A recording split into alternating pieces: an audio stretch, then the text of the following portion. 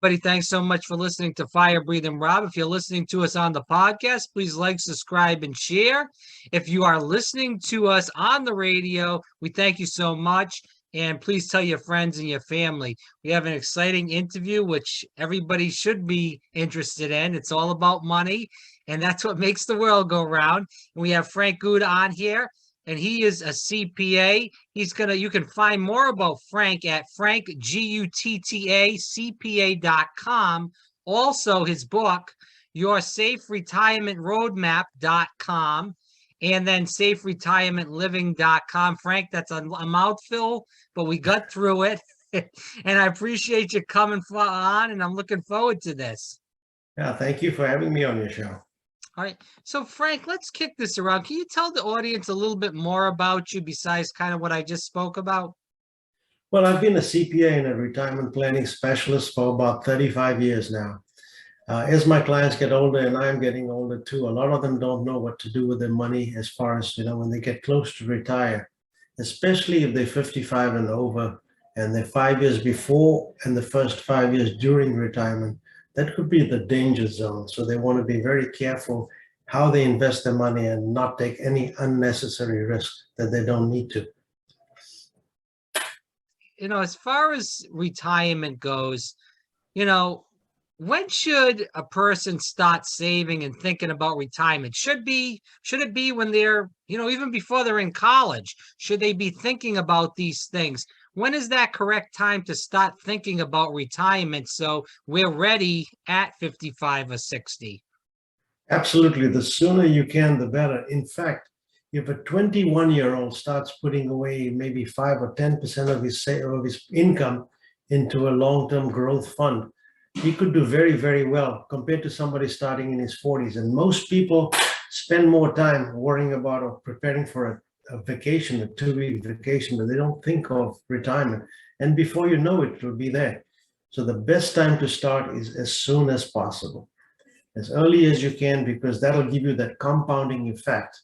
Even a little bit can take you a long, long time. It'll probably take somebody in his 40s to probably invest triple the amount of somebody in his 20s to come out, around the same. I was just going to ask, everybody lives, Frank, a different type of lifestyle, Right. So when you're talking to these people in general, how do you get that out of them? Because I'm sure, again, everybody lives that certain lifestyle. Everybody has a kind of a money amount in their mind of how much they need to survive from whether it's 40, 50, 60 and up. Yeah, what I ask people to do is prepare a budget, look at the expenses, where all their money is going, where a lot of money is getting wasted. Especially with young people, I tell them when they get their paycheck, put money into the 401k, let the company match them. That's free money, and you don't even see it, so you don't miss it. Whether it's $20, $50, $30 a paycheck, whatever it is, it's something. And over 20, 30, 40 years, it can amount to a lot of money. I have clients that have saved, just maybe 10% of their portfolio, but they did it for 30, 40 years. And next thing they know, they've got like $1 million in their 401k. Not only did they put in money, but the company also matched, and over time it grew. So it was a compounding effect. And when the market went up, they bought less shares. When the market went down, they bought more shares. So over time, they did very, very well. As we keep going into the book, we talk about that retirement roadmap. If you just want to go into that, and before we go into the 4 buckets, that would be great. Sure. The reason why I wrote the book is an example. I'm going to use 2 fictitious names, of course, Smith and Jones. Mm-hmm. They both retired with about $1 million in their portfolio, in the 401k or retirement account. They both had about an average annual return of about 10.5%. Mm-hmm. They both retired at age 65. The only difference was that Mr. Smith retired 5 years before Ms. Jones. And they both withdrew 5% out of their portfolio. The reason is they thought that, well, if they got an average annual return of 10.5, and if they withdraw 5, they should be okay. But having an average annual return doesn't mean that every year they got 10.5. Some years they made 10%, some years they lost 30%, some years they made 40%, some years they lost 40%. So Mr. Smith retired 5 years before Ms. Jones, and he ran out of money, whereas Miss Jones was okay. So what happened here? Mr. Smith didn't realize the year he retired. He retired when the market also went down. So he essentially was digging a hole with two shovels. One is taking out money, and two, the market is going down. And he eventually created a death spiral that he could never recover from and had to move in with his kids. Miss Jones, on the other hand, the year she retired, the market went up. So she had a cushion. And she finally, when she passed away, she had enough money that lasted her for life. But the question I ask is, do you want to leave your retirement to the vagaries of the stock market? Because nobody knows whether the market will go up or down. That's why I talk about my 4-bucket system that addresses all these issues. Frank, let's go into the 4-bucket system needed to keep that safe, stress-free, secure retirement. Sure.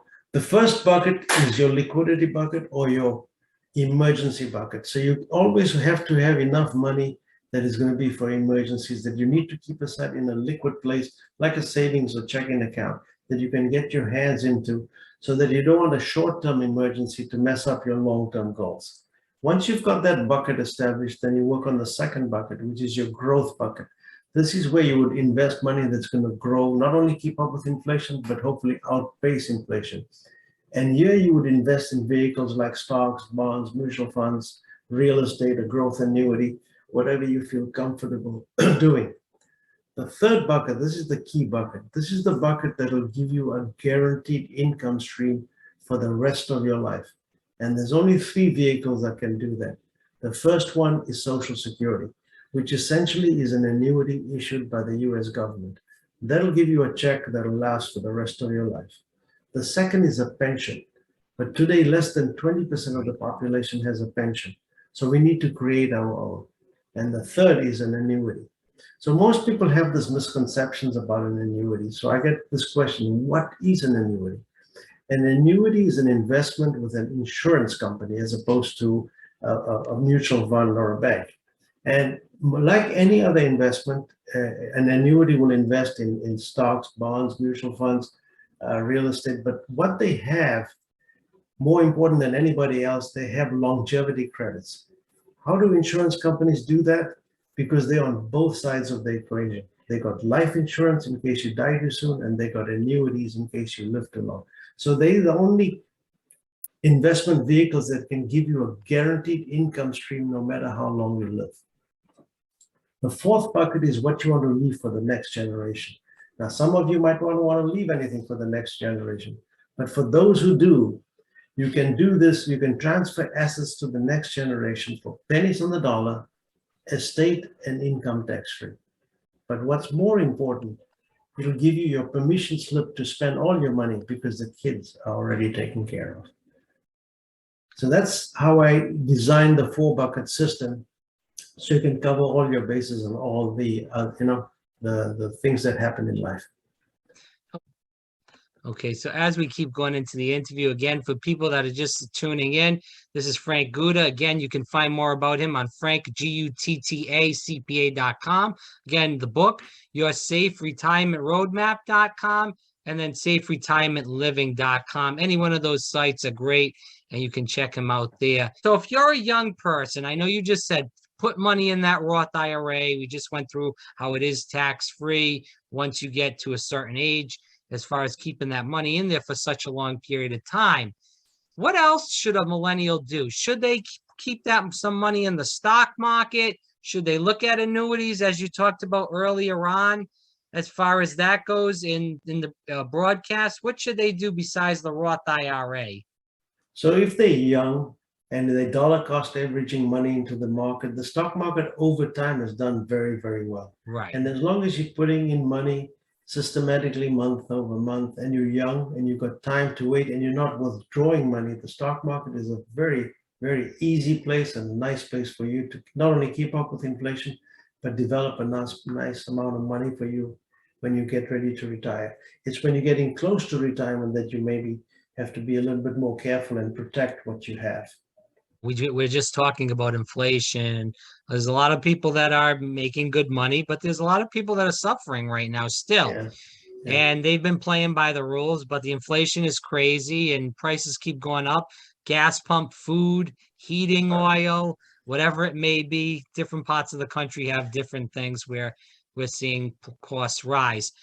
What would you tell people? Because I know you said at the beginning of the interview, people need to worry about this and set aside some money just in case they have a medical emergency or Absolutely. any kind of emergency with a house. This is kind of, I feel like one of those times where we don't know how far this inflation thing is going to go up. And it seems like no one in the government, Democrat or Republican, is doing a damn thing about it.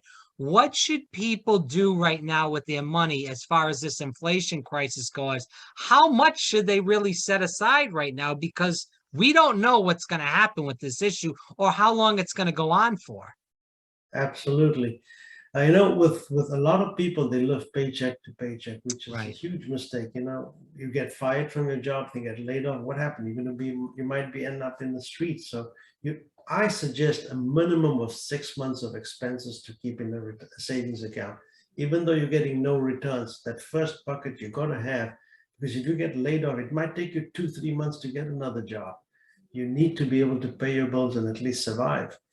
So that's, I think, is the key.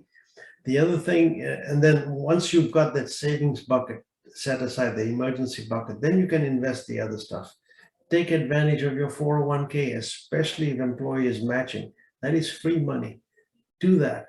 And it comes out of your paycheck, you don't feel it. Maintain your budget based on your net paycheck and what your expenses are, and live within your means. Most people spend, you just charge it. It's easy. Right. You go and see something and you charge it. Next thing you know, you got credit card debt. Now you're behind the 8 ball. You're paying minimum payments with 18% interest. You could have a problem. So live within your means. That's what I tell young people. Live within your means. You might not be able to go to Italy now, but you know what? If you save enough money and do it responsibly, you'll be able to go to Italy later. Right. I got a friend that he didn't make, he's been my friend for 30, 40 years. Mm-hmm. He has never made over 100 grand a year. Mm-hmm. And today he's living like, he's got millions of dollars in his retirement account because he was a saver. He was careful. And now he's traveling to Italy and he's traveling first class. He's enjoying life. The exact opposite is other clients that like doctors, that make those days, $250,000, $500,000. And they were broke. They didn't have money to pay for income tax because they made 250, but they spent 350. And they didn't have money to pay the income tax. So, they were always behind the ball. I got to ask you this last question. I wasn't going to ask this, but I'm going to ask this. The thing that worries me a lot in this country is the debt. We have medical debt. We have a student loan debt. We have credit card debt. And all the government debt in general, Yes. Government is in debt. So we have all these debts, whether it's the people or the government. And eventually, what I'm worried about, and I talked to this with an economist, is that eventually it's going to catch up because Absolutely. Everybody's in debt, whether it's the government or the regular working person. And eventually, where's the money going to come from if everybody's in debt?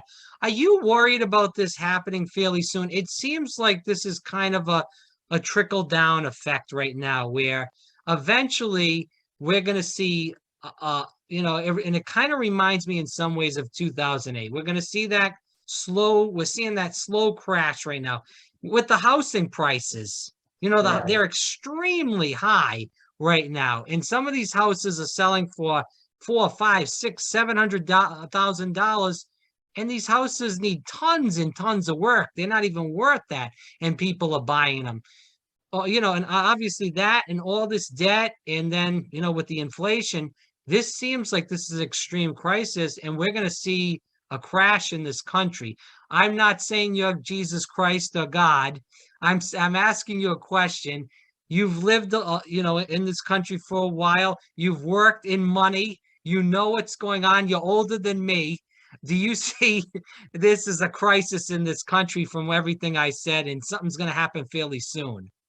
Yeah, it just logically it defies me how that let's take the government first of all. We're in so much debt, every trillions and trillions and trillions of dollars. There's no way we can tax enough for people to be able to pay that debt. And if interest rates go higher, that's even going to be a bigger debt.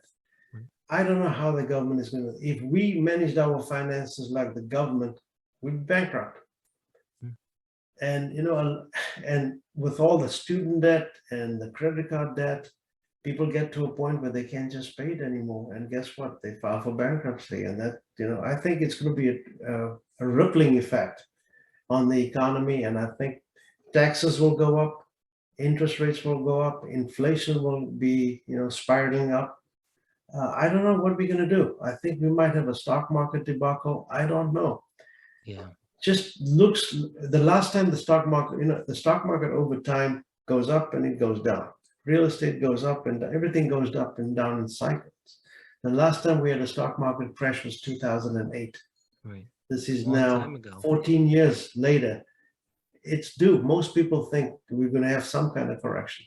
The real estate market is going insane, especially in Florida. I mean, people are putting up a house. There's no houses for sale. And when they are, there's like 4 or 5 bids over purchase, over sales price. So if somebody listed a house for $500,000, they're getting offers of $550,000, $560,000. It's just crazy. So like what happened in 2004, you remember how the stock market, the real estate market was booming, and then all of a sudden it crashed in 2008, 2009 with a mortgage crisis. We don't have that big of a mortgage crisis, but I think when you're overpaying for stuff, over time, it tends to balance itself out and correct. But we'll end with this. Again, Frank Gutta on Fire Breathing Rob. Frank, and thanks so much for the information. As we go toward the end of the interview, what do you hope people learn from this interview? I think for the younger people to start investing as soon as possible, live within their means, look at where money is going out, prepare a budget, see where you are. For the people that are older, protect what you have and use the 4-bucket system. Don't worry about growth, and then take unnecessary stock market risk where you can get still good returns, give you a guaranteed lifetime income without having to worry about stock market risk. In fact, for those people, I'll ask them 3 questions. Have I taken the essential longevity or retirement risk off the table? Mm-hmm.